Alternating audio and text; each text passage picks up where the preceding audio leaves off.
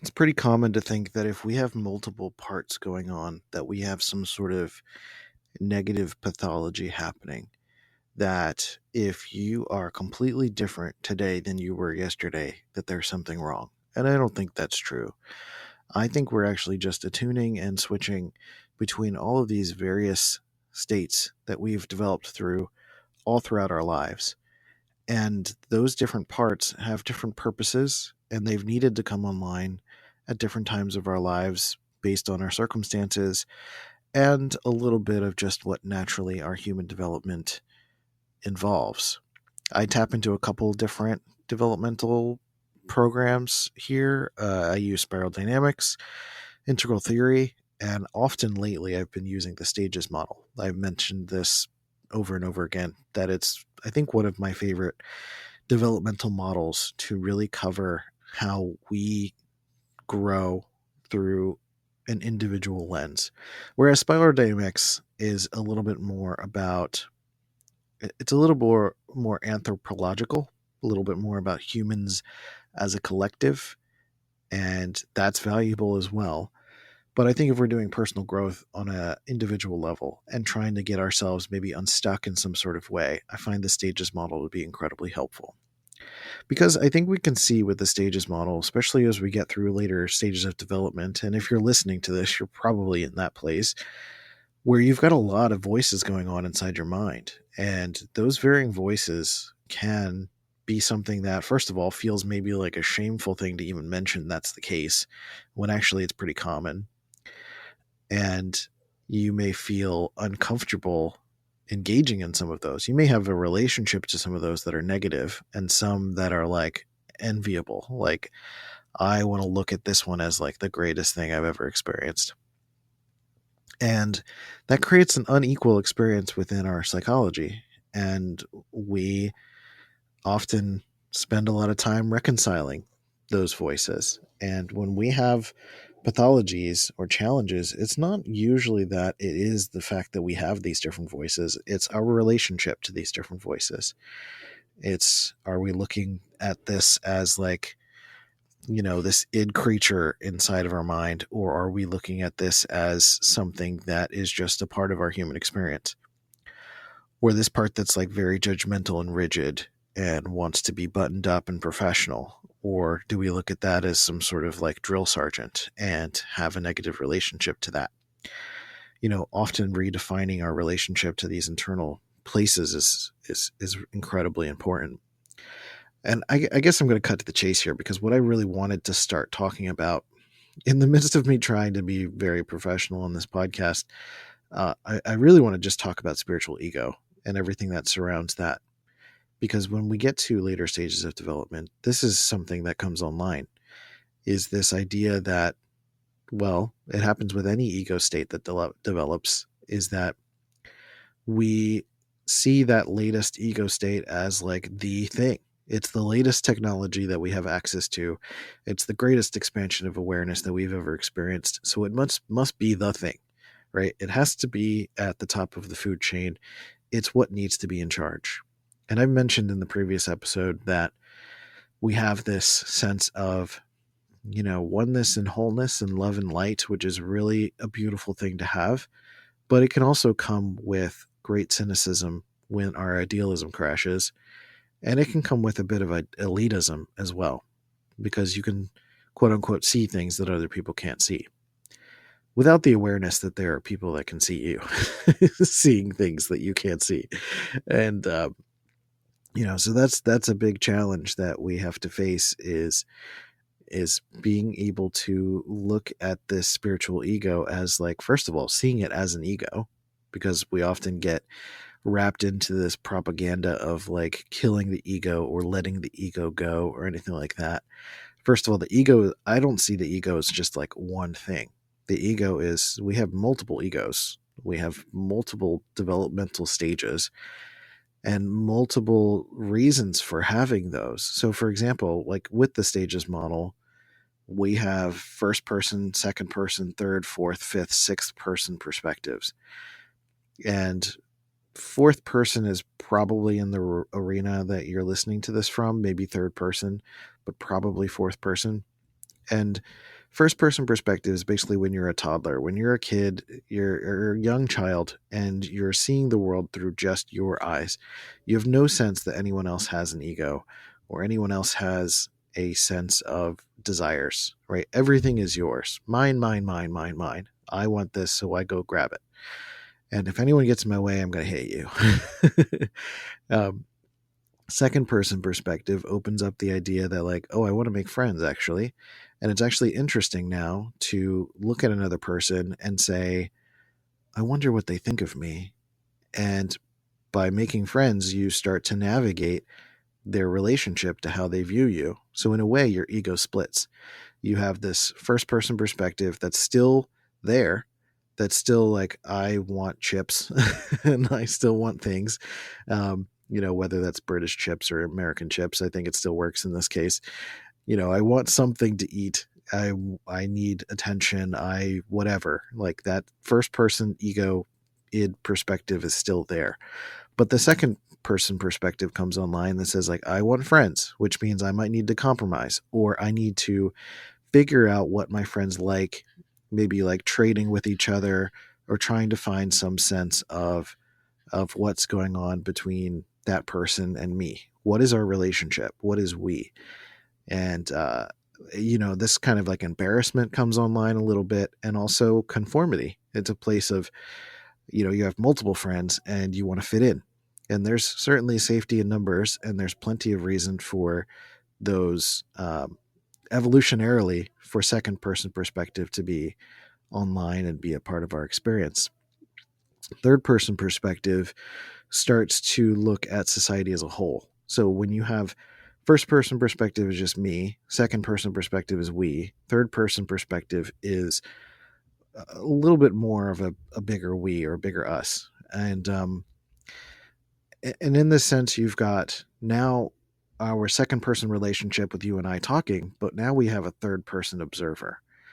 And you are aware that there can be someone outside of us that is observing us. It's kind of an amazing thing that the mind can do. And it's a way that gets us access point to being a civilian, or maybe thinking about God as a witness between our relationship. Like, how are we talking to each other?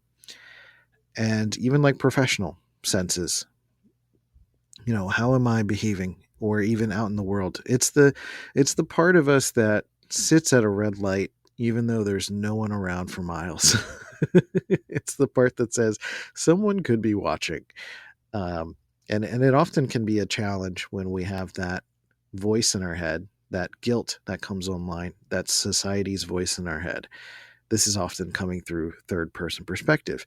And this sort of forces us to focus, right? It's not just about what we want or what our friends want, but it is about, like, what is our contribution to society in terms of a practical way, like developing a vocation or going to church or taking my kids to school, doing the things that I'm quote unquote supposed to do, and being a part of society and contributing to society.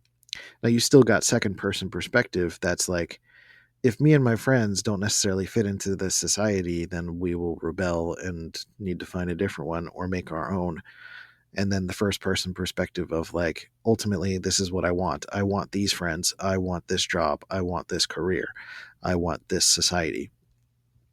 And so there's some degree of want still in play, right? So it's a nested doll kind of thing. It's a little bit of a stacking. It's now first person perspective, second person perspective, and third person perspective. It's not that you're just at the latest perspective and you're sitting there. It's all in there. But we're usually pretty attuned to the latest one. That's the one we're paying attention to. And often we look at the earlier worldview as something like annoying, or like, you should know better by now. Why are you being such a child? And then maybe like a later worldview seems a little scary because it's just sort of unknown and we're not aware of it, right? So getting into fourth person perspective is like these three people in this room, like this two people having a conversation, the third person observer, and then fourth person is now someone outside of that conversation looking in and saying, I wonder how everyone's experience is affecting all of this happening. Their context, their culture, their upbringing, their internal world. their past experiences, their thought process, their psychology. And often this is awakening a time of getting to know things like personality types and getting to know archetypes and maybe some esoteric material to try to understand the ways that we think or why we make decisions, or maybe tribal thinking, or maybe trying to understand uh, just different cultural histories. This is where something like spiral dynamics will come into play, where we try to understand anthropologically, different contexts of human experiences, and very practically, like getting to know each other's different experiences. So somebody might take this worldview and travel around the world and try to understand different people and different perspectives if they have that ability to do so. Or if they're in the city and they don't have a lot of money, they might go and volunteer at different places and try to understand maybe different socioeconomic experiences, or whatever, different kinds of contexts than the one that they're used to. And sometimes that involves deconstructing your own culture first, right? So it might be involving deconstructing your own country or your past relationship to, your religion or anything like that, so that you can make room for this new material to come in. And you're looking for commonalities often between the human experience, and then at the same time looking for who the victims of the world are, in a way trying to understand, and then subsequently trying to find out, how I've been a victim of the world in a way, and trying to find both a relationship to that victimhood, but then a relationship to ideals. It's like, well, okay, these people who are struggling, or this part of the environment that's struggling, or these economic structures that are struggling, what can we do to fix this? And it starts to develop ideals about the way the world should be, consequently, because of seeing the things that are going wrong or the things that are missing. So they're kind of hand in hand. It's a little bit of a paradox in that sense. So fourth person perspective opens that up. And this is where the spiritual ego can really come in. Because again, at each worldview or each ego state that opens up, there is this desire and ability to spend more time at that state. And I'd say, in particular, fourth person perspective is a perspective that's further ahead, or at least has greater access than most of the rest of the world. Many people are at third, second person perspective. And so getting to fourth person perspective is this ability to see much more, because maybe you've created the circumstance in life, whether that's through affluence or some other trickery, where you have time to explore your inner world. And in my case, I started to freelance for Personality Hacker, and it was through that work that and my podcast that I was both making a living through that work and able to explore my internal world at the same time. So I wasn't rich, or I didn't have major success and then reach the mountaintop and get stuck, which happens to some people, and wonder what else is there. I just sort of landed through this world and ended up creating circumstances in my life where I had a lot of time at home. I had time to study, especially through the pandemic. That accelerated my ability personally to go through internal world stuff. Not to mention technologies lately that have been coming online that have really allowed for speed reading. There's Blinkist, I think, is one of those places. I'll drop a link to that because I think I'm an affiliate, actually, now that I think about it. But that's a place where you can go through various books, and it'll basically read out all of the bullet points and the main points of the book, the main ideas. So you can read entire books in minutes, basically. And I went through the free trial, and I ended up reading about 75 books in like a week, basically. I was like constantly having the words in my ears, and I just read through so much. And it was really helpful in that time period.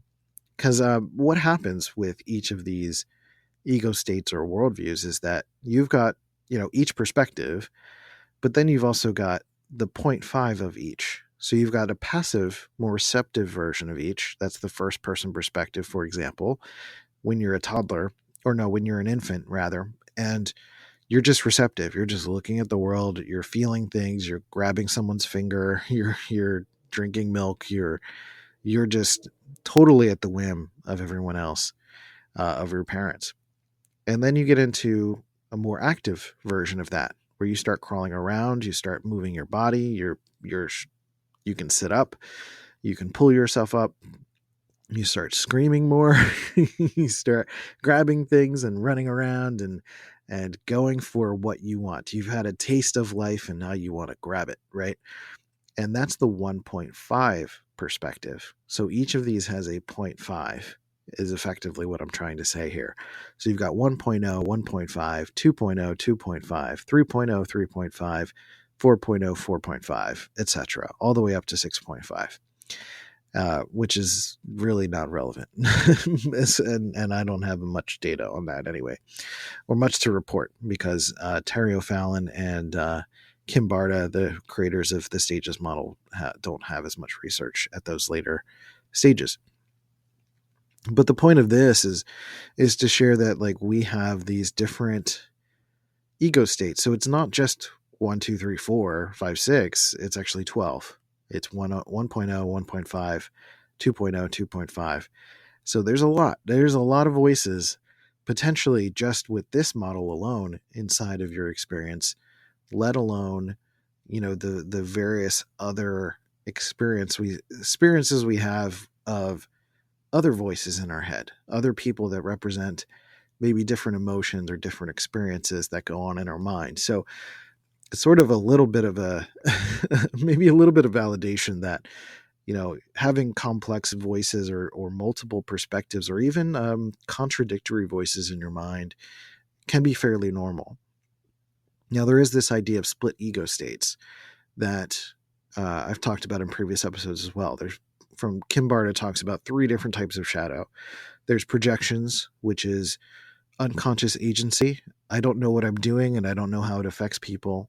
Unconscious receptivity, which are called introjections. I don't know what I'm taking in or how it affects me. And then there's split ego states that fit into all of these different worldviews, where at one point you may decide that, given the circumstance, who you are is not, like, in order to move to the next stage, you need to almost let go of or repress the level you just currently were in. And so that repression can become a split ego state. So that repression of one level and then the elevation of another one can create the situation where an ego state becomes a dictator. Now, it can be at any stage. It can be at any level. And so that includes the spiritual ego at a certain later worldview as well. You can have this wise sage part of you that wants to be a coach and wants to have everyone do ums and ahs, and you want to save the world. Just, if you get everyone to feel this bliss state, you'll just change everything. And so in order to do that, you need to push down the creature part of you, or you need to push down the part of you that just wants to, hang out with your friends and talk and trade video games or something. Like, I don't know, whatever. But you may feel that this ego state is so important. It's so vital to save the world and to, to get everyone to be a part of existence, that you just need to put so much emphasis here and everything else needs to just go away. Right. So that's basically what spiritual ego is. And so what I find fascinating is just, like, ego is not, it's almost treated like it's this organ that you can remove. And it's actually more vital than that. The egos are esoteric. I mean, our internal world is complicated. Our internal world is also, like, timeless, boundless. It's ineffable. It's not tangible. That's what art is. Art is trying to make the intangibleness of our internal experience, tangible. I'm trying to put all sorts of stuff that are just little bits of data in my brain, electrical signals, into words that you can comprehend from various different ego states. And what I'm ultimately trying to do, what I think one of the main goals eventually of growth, at later stages of development is to eventually combine everything into a single identity, where 2.0 is not more important than 4.0 or less important.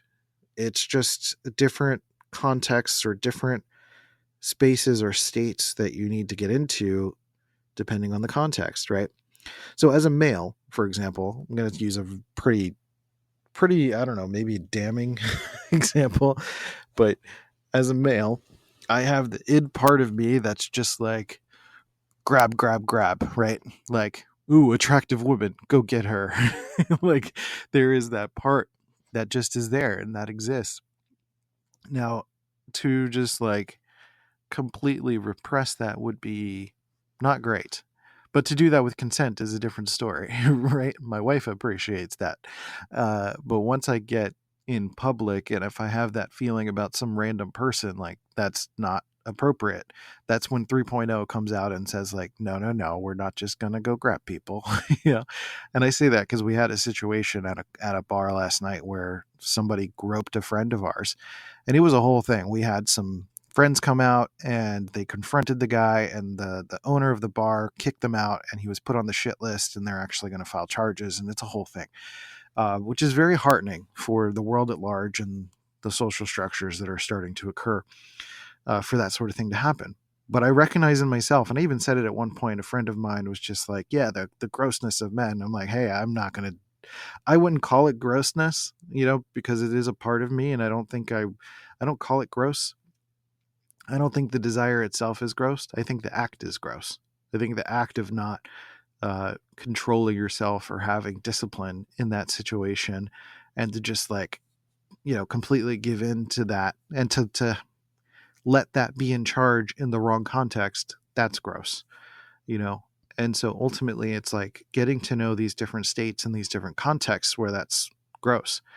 um, I don't know, kind of in a way, if you're bringing that spiritual ego into like the grocery store and you're just trying to be at the checkout counter and have a casual conversation, but you're trying to convert the person to your spiritual understanding and you're like, hey, can we just meditate for a second? It's like, no, I'm trying to like scan your groceries, man. Like, this is not the time to do this. This is kind of gross, actually.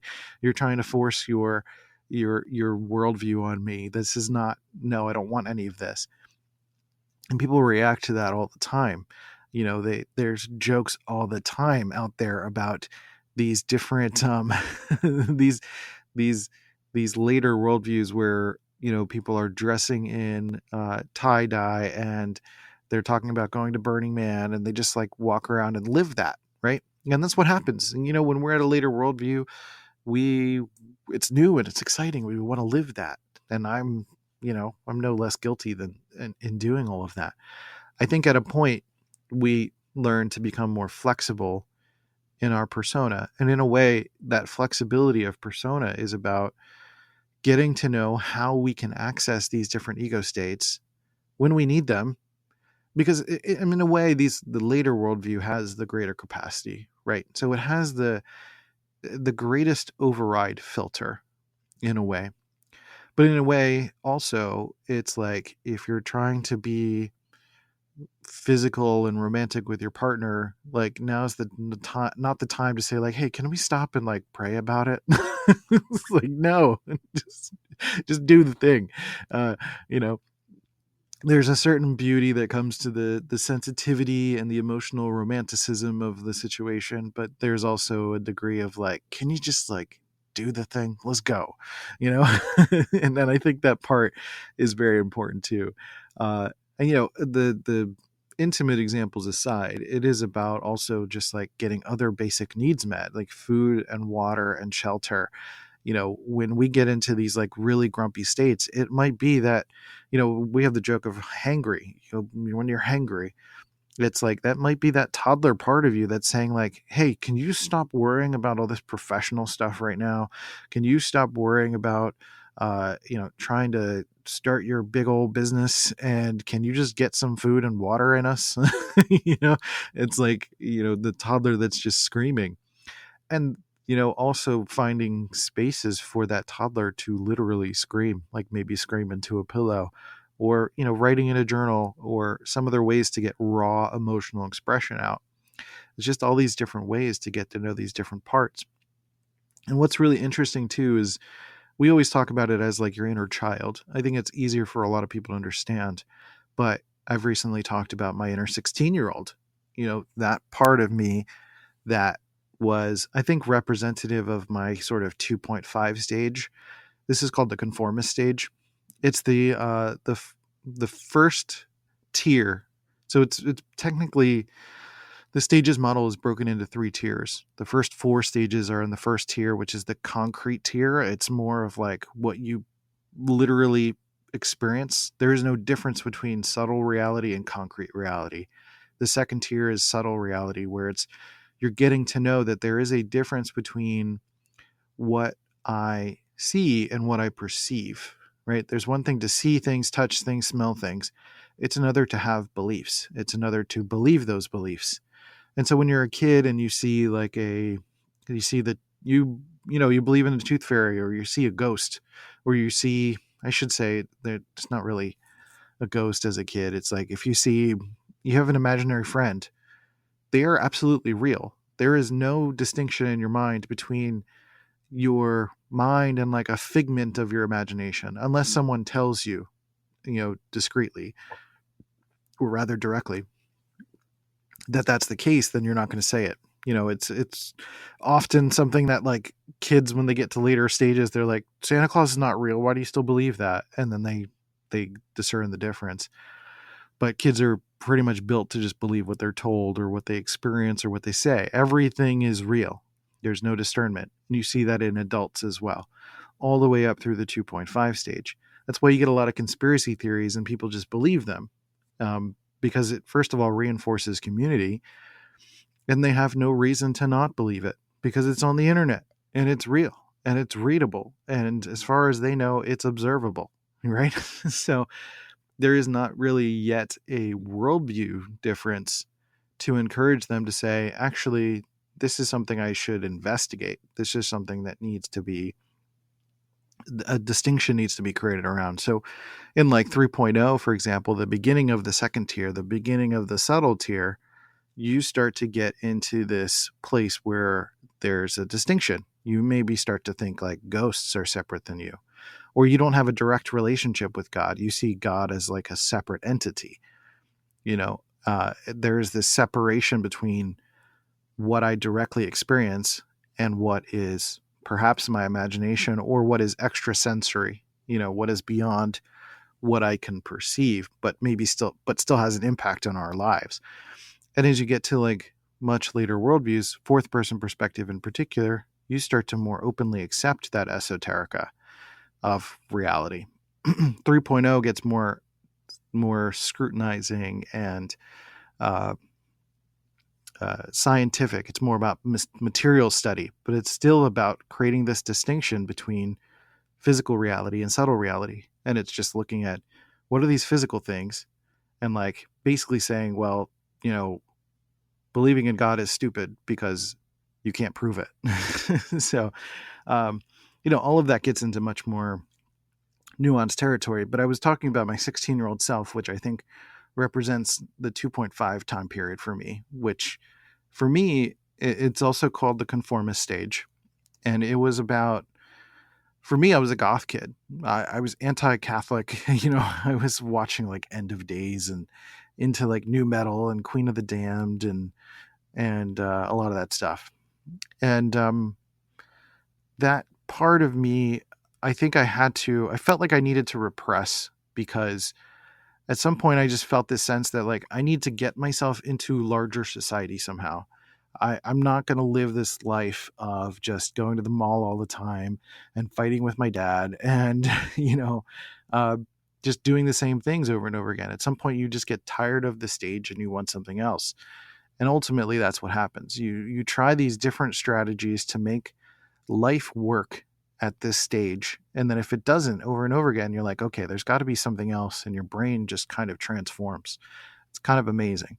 It expands and tries something else. So it starts to develop this 3.0 perspective of like, now, okay, I'm being viewed from a more objective lens. And so that usually means letting go of that subculture so tightly, maybe buttoning up, try to find a legit job, and find your way to connect with the larger world and larger society and integrate in some way. And I think for some people, they can have a harder time with the transition. I think in my case, I did. I think in my case, I had a hard time finding the way that I could bring my sensibilities as being, really atheist into a professional setting, because there were just not a lot of people I felt like I could really connect with that on, if that makes sense. So, I sort of felt like I had to push it behind, I had to push it down and say, like, okay, I need to let this go. I need to play the game, and I needed to cooperate with my dad to work for him for a little while, and to go to college and do all these things. So I'm getting to know this 16-year-old self again, to bring him back in and say, like, you're not less than, you're not aggressive or judgmental or really any of these negative things that I was saying about this part of me. That, I had some relational troubles here too.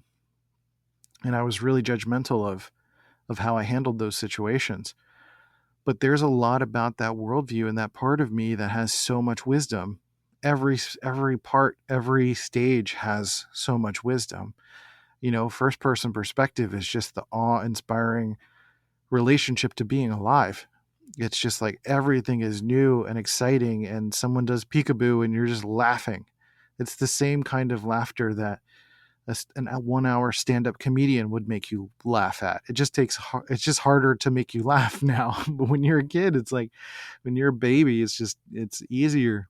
It's easier to just release into crying, or like dropping a poop, or just immediately responding to your needs. It's just simple. It's tension or no tension. And that basis is so incredibly powerful. 1.5, you're just like, you get what you want. You take what you want. You're not ignoring yourself. You're not ignoring your own needs, and you're taking independent action. That is incredibly powerful and beautiful. And that was novel at one time in your life. Second person perspective, where you start to make friends and you see that people are individuals, and you are able to, you're curious about them. You're curious about what they're interested in. And in that, you get to know new things that you never thought you would experience before. New comic books or video games or toys, or uh, weird little cultural things like jokes. When your friend tells you this joke you've never heard of before, it's an incredibly fascinating new thing. And then you have all sorts of new questions about how it all works. And then you get into this 2.5 subculture stage where, you become a part of something, and you're like, I'm a goth kid at the mall, or I am an alt rock, indie kid, or uh, I don't know, whatever. I can't think of subcultures all of a sudden. You're a punk rocker, or a mall rat, or whatever. I mean, people make jokes about it, but sometimes vegans become that subculture, or like people form, people form into fundamentalist religions here at its worst. But people also find community, and they find connection, and they find opportunity, and they find um, safety and social nets here. They find the ability to straighten themselves up. Maybe they become a part of it. Um, at its worst, they can become part of gangs. At its best, they can become part of some other safety network of friends that stand up for them and take care of them. A little bit of what happened last night was that people who were just ready to step in and, frankly, be violent if they needed to be, which comes in at that stage too. And then 3.0, I should say with 2.5, it's like, it is the beauty of having a subculture with a bunch of people that are like-minded, that we just share interests, and we kind of dress alike without realizing it. And maybe we like all the same music, or the same food. Like, it's just one of the first experiences we have of a larger connection to people, even if it can sometimes be very difficult from a street smart perspective. experience. 3.0 is really beautiful in that it's the opportunity to develop a skill. Sometimes we go to college here or vocational school, or we become a part of a church or something that welcomes us in to say, yeah, even if you're not a part of our subculture, like we're part of a larger country or city or town, and we welcome a lot more people. And yeah, there are rules. Yeah, there are morals. Yeah, there are codes. Yeah, there are legalities you maybe have to follow, or bureaucracy and all sorts of annoying stuff. But ultimately, you're welcomed. This is really what like churches and church communities are meant to be and supposed to be, like mosques and synagogues and temples. The wanderer that comes in off the street and they're taken care of and they find a sense of belonging. The third person perspective is like people treat each other well because they think someone's watching. I mean, we'd like to think and say that people are inherently good. And yes, they are all very lovely people. But often this third person perspective really helps people to like be civilized, to be um, to to behave themselves, to conduct themselves appropriately with each other, and to act on their best accord. To say that I should take care of this person, I should pick up this garbage, I should not throw this garbage on the ground because someone could be watching me or God could be watching me, and I'm going to be judged objectively for my actions, for my decisions. And it's really the basis of being a quote unquote good person from a societal perspective. And there is a certain beauty to that. And I think that's not to be ignored.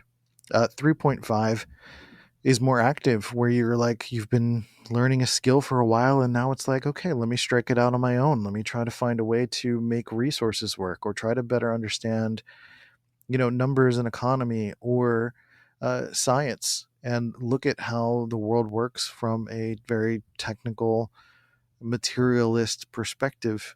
And even though capitalism gets a big bad rap, this is often allows for free enterprise. It allows for the opportunity for people to say, I have an idea and let me build something without, enormous red tape or having to have authoritarian approval to try it.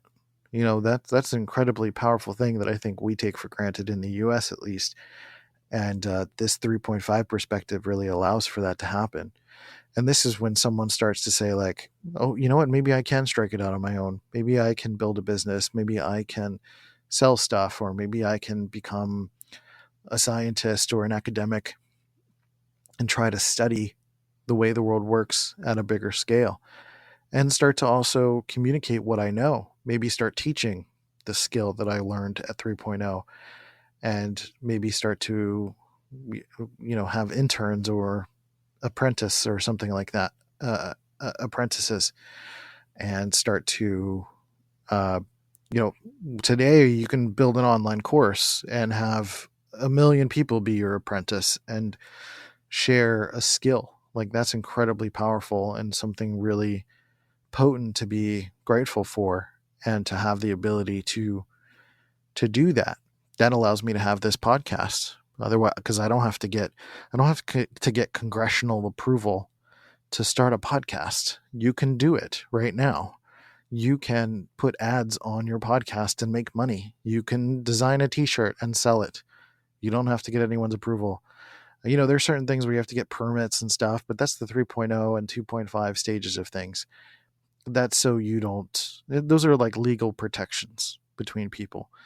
And the thing with 3.5 also is that you can have an idea, and often we end up taking ideas from each other, but there are legal protections to make sure that you don't just plagiarize and take stuff and steal ideas. Because again, it's about the subtle tier opening up. So the subtlety is having more ideas, and seeing ideas is separate from you. So you start to get ideas from other people and other sources and doing research. And again, that's just the expansiveness, the world centric expansiveness of this worldview in particular is pretty powerful. And when you're in it, you have so much energy and you feel limitless. And it's quite an incredible feeling. 4.0 is, this beautiful stage of also saying, okay, well, now I get to slow down. I do have a limit, and I have an opportunity to really get to know myself.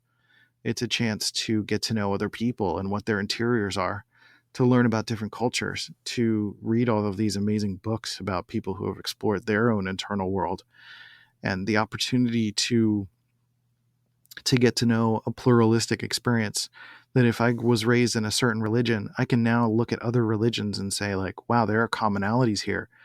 And all of the, or there are things that I didn't know about that my church just didn't have, or my religion or temple or synagogue or whatever just didn't have. And I get now exposure to all sorts of different experiences. Sometimes it's pathology. Sometimes you get to know different parts of yourself that weren't nurtured or were damaged and you have to heal. But healing is also a very beautiful process.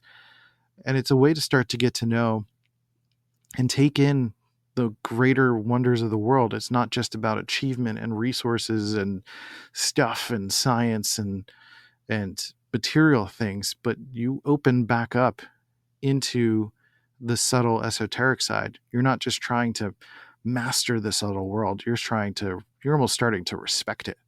You're starting to say, this is actually vast. This is bigger than me. This is really an incredible space to allow myself to get into, to welcome a greater swath of reality into my experience. Your sensitivity expands from a somatic experience physically to your heart space and to your mind. And you get to calm the mind. You get to learn meditation techniques. You learn about archetypes. You learn about your unique self relative to others and their unique selves. Everyone becomes just fascinating and interesting. And there's so much depth and complexity to the inner and outer experiences of the world, from nature to, the veins of the eyeball, to the veins of a tree, to the veins of rivers on the planet, and you see these patterns amongst, these varying swaths of reality that just pervade our existence. And it's just, you just taking it in, and it's gorgeous. It's just a delightful love and light experience. 4.5, even though it can be very much laced with a lot of cynicism, because 4.5 is a more strategist stage. It is about now taking this right brain emotional experience and applying the left brain to it. Now it's like, okay, let's try to make this happen. And in that effort, you are gonna run up against a wall, because every idealism is just that. It's a fantasy. And it's ultimately really getting to know the fantasies that we have about life, whether it is from that amazing fourth person perspective of love and light and this grandiosity of everything is perfect as it is, to now seeing, well, not everything is like perfect, but it's beautiful, but it's not pretty. And 4.5 is the it's not pretty part.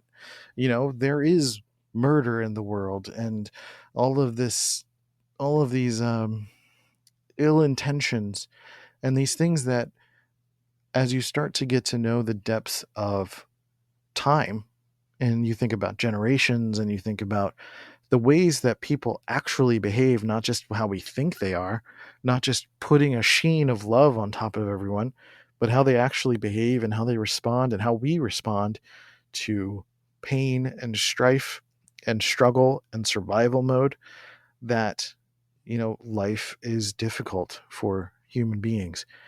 And it's beautiful in its own way, in the sense that we start to get closer to seeing reality for what it is. This whole time, we're not really seeing reality for what it is. We're seeing things that we want. We believe that it's ours. We believe that we can just make any friend that we want. We just believe that our subculture is better than everybody else's. We believe that our profession is better than everybody else's, or our sports team. We believe our entrepreneurial path or our advice isn't more important, or money is the most important thing in the world. And then we think meditation's the most important thing in the world, and that's going to save reality. Like, this whole time, everything that we've wanted is going to save reality. The latest ego state is going to save us. And if everybody just got to that latest ego state, that we would all be saved and everything will be perfect. And then 4.5, really, especially towards the end of it, you start to get into this place of like, actually, no, that's not how all that works either. But 4.0 or 4.5 is really trying, it's really seeing all of the beauty in the world and then seeing all the things that are missing and trying to make it that ideal that you want. And a lot of people spend a lot of time here. They will put a lot of resources, time, energy, build businesses. They will have arguments online. They will try to analyze epistemologies and all these big fancy words and try to put left brain stuff on top of right brain things and try to understand how it all comes together in this intellectual, pseudo academic, esoteric, scientific, beautiful tapestry of complexity. And then you zoom out far enough and you're like, actually, it's just all a blank canvas. And all that's left is just delightful, joyful absurdity of seeing, oh, this is just an ongoing game. There's nothing to be solved. And that's where 5.0 comes in. There's nothing wrong with anything. Nothing's broken. There's nothing to be fixed. It's just all a part of the fabric of existing. And I'm just a tiny piece in this beautiful blip on this blue pale dot that's in the middle of vast nothingness. There's a certain meaning that comes from the meaninglessness. There's a introduction into the vast, beautiful, filled empty. And it's beautiful in that way too. 5.0 starts to just say, well, what if it just all went quiet? What if it's all simple? What if it's not as complicated as I think it is? What if it's actually a lot more grounded than I think it is? It's not about hiding in the void either. It's not about esoterica in the sense of meditating all day and not participating in life. It's like, no, it's actually beautiful to remember your zip code and to, see struggle and to be a part of the beauty of it all. The sadness is there. All of the complex emotions are there. But the sheer awe of existing, very similar to the 1.0 as a child just awakening to existing. The 1.0 state is not a spiritual state. It's just shock. It's just, holy shit, I'm alive. What? And 5.0 is very similar, but a little more peaceful. And it includes all the other worldviews. So when everything is aligned and it's all together and you're in a good space and you don't have to pee, I have to pee. So I'm a little off, but everything's, you're listening to all the parts and you're paying attention to all the parts and they all have a voice. And even that 5.0 stage is not the thing, right? It doesn't become the dictator of all the other voices. It's not this benevolent dictator that decides what's best for everybody else.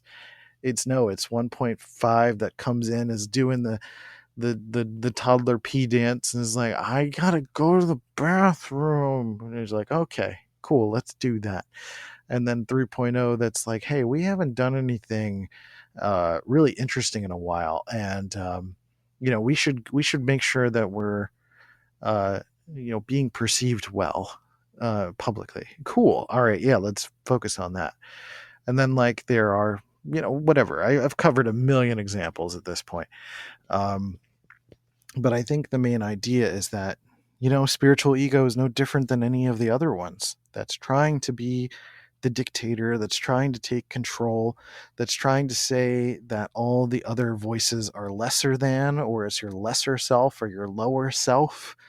That's bullshit. None of it is lower or lesser. It's earlier. It came online earlier. It's maybe simpler. It's maybe got very specific things that it's meant to tune to and worry about. It's more of like a stacking, but qualitatively lesser or higher or lower or higher, uh, that's something worth letting go of, in my opinion.